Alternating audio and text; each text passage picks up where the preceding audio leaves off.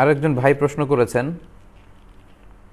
যে মোহতারাম, কোনো মানুষকে আল্লামা বলা যাবে কি না, কোনো মানুষকে আল্লামা বলে ডাকা যাবে কি না। আচ্ছা প্রিয় ভাই, আল্লামা বা আল্লাম হচ্ছে এটি আল্লাহর সিফাত। পবিত্র কালামুল্লাহ মাজিদে আল্লাহ এরশাদ করছেন যে ইন্নাকা আনতা আল্লামুল গুয়ুব, নিশ্চয় আপনি হচ্ছেন অদৃশ্যের সব বিষয়ে জানেন, আপনি সব জানতা। তো আল্লাম বা আল্লামা বেসিকলি এটা মূলত আল্লাহর একটা সিফাতি নাম এবং এটা আল্লাহর সাথেই যায়, মানে হচ্ছে সব জানতা, দ্য অল নোয়িং, যিনি সব জানেন, সব বিষয়ের জ্ঞান যার কাছে আছে তিনি তো আল্লাহ। আল্লাহ ছাড়া তো সব কিছু জানে এমন কেউ নেই। তো আল্লামাটা বেসিকলি আল্লাহর জন্যই এটা প্রযোজ্য। তবে মানুষকেও তো আমরা মাঝে মাঝে আল্লামা বলি। যেন আমরা বলি যে আল্লামা শফি সাহেব, আল্লামা আহমদ শফি হাফিজাহুল্লাহ, আমরা বলি আল্লামা দেলোয়ার হোসেন সাঈদি, আমরা বলি যে আল্লামা ইকবাল, এরকম কিন্তু আমরা বলি। এবং আমি নিজেও আরব বিশ্ব, ইভেন সৌদি আরবের অনেক শায়েখদের নামের আগেও বিভিন্ন পোস্টারে বা ফ্লায়ারে আল্লামা আমি ব্যবহার করতে দেখেছি। তো সেই আল্লামাটা আল্লাহর সাথে ব্যবহৃত যে আল্লামা সেটা নয়। আল্লাহর সাথে আল্লামাটা, সেটার অর্থ হচ্ছে দ্য অল নোয়িং, সব জানতা, যিনি সব জানেন, মহাজ্ঞানের অধিকারী। মানুষের ক্ষেত্রে যখন এই আল্লামাটা আমরা ইউজ করি তখন এটার অর্থ হয় বিজ্ঞ।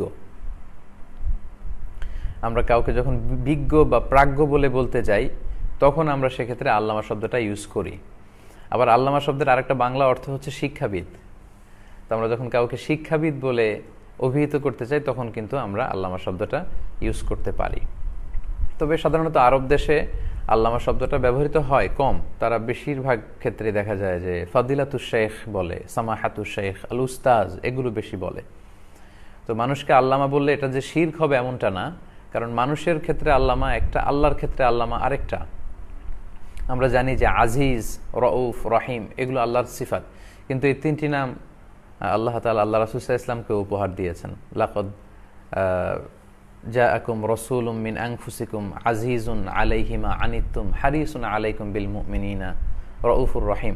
তো এখানে রাসূল সাল্লাল্লাহু আলাইহি ওয়াসাল্লামকে আল্লাহ বলেছেন আজিজ, নবী আপনি হচ্ছেন রউফ, আপনি রহিম, আপনি দয়ালু, আপনি মেহেরবান। তো আল্লাহ রাসূল সাল্লাল্লাহু আলাইহি ওয়াসাল্লামের মেহেরবান হওয়া আর আল্লাহ তাআলার মেহেরবান হওয়া কিন্তু এক নয়। আল্লাহ তাআলার মেহেরবান হওয়া, দয়ালু হওয়া, এটা হচ্ছে স্রষ্টা হিসেবে, অ্যাজ এ ক্রিয়েটর। আর রাসূল সাল্লাল্লাহু আলাইহি ওয়াসাল্লামের দয়ালু হওয়া, মেহেরবান হওয়া, এটা হচ্ছে অ্যাজ এ ক্রিয়েচার, সৃষ্টি হিসেবে। তো আল্লাহটা হচ্ছে অ্যাবসোলুট, অ্যাবসোলুটলি অ্যাবসোলুট। আর মানুষের ক্ষেত্রে যদি আল্লামা ইউজ করি এটা হবে রিলেটিভ বা কম্পারেটিভ, এটা আপেক্ষিক। মানুষের ক্ষেত্রে আল্লামা বললে এটা হবে শিক্ষাবিদ, বিজ্ঞ, প্রাজ্ঞ এই অর্থে, যে তিনি অনেক পড়াশোনা করেছেন, অনেক জ্ঞান অর্জন করেছেন এই অর্থে। আর আল্লাহর ক্ষেত্রে যখন আল্লামা হবে সেটা হবে দ্য অল নোয়িং, মহাজ্ঞানী, সব জানতা, সেই অর্থে। এবং সাহাবারাও এটাই করতেন। জ্ঞানের কোনো প্রসঙ্গ আসলে সাহাবারা বলতেন আল্লাহু ওয়া রাসূলুহু আ'লাম। আল্লাহ রাসূল সাল্লাল্লাহু আলাইহি ওয়াসাল্লাম প্রশ্ন করলে সাহাবারা বিনয়ের সাথে বলতেন যে আল্লাহু ওয়া রাসূলুহু আ'লাম, আল্লাহ এবং আল্লাহর রাসূলই ভালো জানেন। এবং আমরা জানি যে সহিহ বুখারীর বর্ণনা, মুসা আলাইহিস সালাম যখন বয়ান করছিলেন বনি ইসরাইলের উম্মতের সামনে, তখন একজন জিজ্ঞেস করলো যে হে মুসা, মান আ'লামু ফিল আরদ, বর্তমান পৃথিবীতে সবচেয়ে বেশি জ্ঞানী কে? তিনি বললেন আমি। কিন্তু আল্লাহর কাছে এই উত্তরটা পছন্দ হয়নি। আল্লাহ চেয়েছেন জ্ঞানের বিষয়টা কেন আল্লাহর দিকে রেফার করা হলো না। তখন আল্লাহ বললেন, মুসা তুমি ঠিক বলনি, তুমি ভুল বলেছ, তোমার চেয়ে বড় জ্ঞানী আছে। ইযহাব ইলা মাজমাইল বাহরাইন, দুই সাগরের মিলনস্থলে যাও, ওখানে আমার এক বান্দা আছে নাম খাদির, তোমার চেয়েও জ্ঞানী।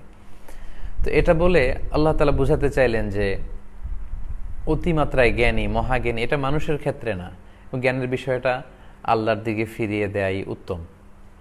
তো কোনো মানুষকে আল্লামা বলা যাবে কিনা এই প্রশ্নের উত্তরে আমরা বলবো যে আল্লাহর ক্ষেত্রে যখন আল্লামাটা আমরা বলি তখন সেটার অর্থ হয় মহাজ্ঞানী বা সব জানতা।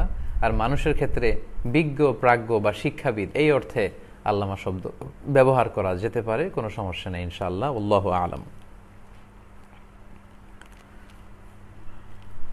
ইতিমধ্যে অনেক ভাই বোনরা যুক্ত হয়েছেন, অনেক অনেক প্রশ্ন করছেন। আপনাদের লেখা প্রশ্নগুলো আমরা আবার পড়বার চেষ্টা করবো ইনশাআল্লাহ। অনেক আগেই যারা আমার পেজে বিভিন্ন প্রশ্ন করেছেন আমরা সেই প্রশ্নগুলোকে একটু অ্যাকোমোডেট করার চেষ্টা করি। প্রায় 12,000 ভাই বোন যুক্ত হয়েছেন। আপনারা আশা করব শেয়ার বাটনে ক্লিক করে আজকে লাইভটি শেয়ার করে দিবেন।